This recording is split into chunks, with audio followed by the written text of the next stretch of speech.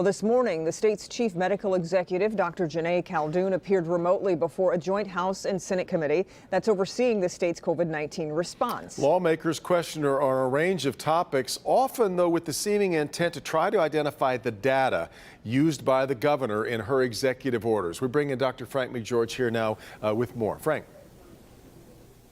Yeah, Devin and Kimberly. So COVID-19, it's a medical and public health event. But the fact that it is occurring during a very political year and that there are deep disagreements on the steps that have been taken to contain it cannot be overlooked. Dr. Caldoun summarized where the data puts us right now. Legislators wanted more. What science and data suggested having coronavirus patients in nursing homes with non-coronavirus patients was a good idea? Our approach has been consistent with CMS guidance at the time.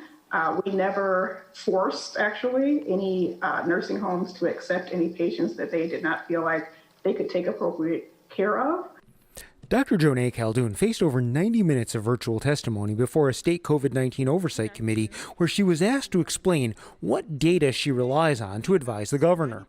We look at how the disease is spreading across the state. It varies locally, it varies regionally.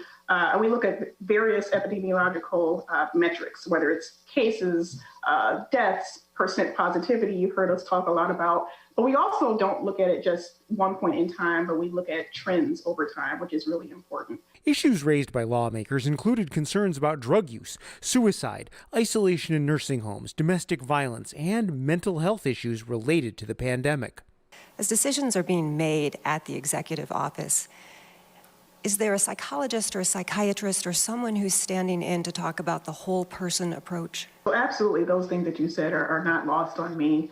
I can say, though, that, again, it's really about the virus. Now, Dr. Caldoun said that her role is to advise the governor. She is not the decision maker on executive orders. Now, as far as where things stand currently, she said she is very concerned about current trends and reemphasized the need to slow the spread through masks, distancing, avoiding gatherings, and doing things outside instead of inside whenever possible. Now, talk a little bit about the discussion about Michigan's plan, Frank, when a vaccine does become available. Yeah, so Dr. Caldoun said Michigan did submit an interim COVID vaccine distribution plan to the CDC on Friday. She said it's likely at first any vaccine would be available in only limited quantities and would be for healthcare workers at the highest risk.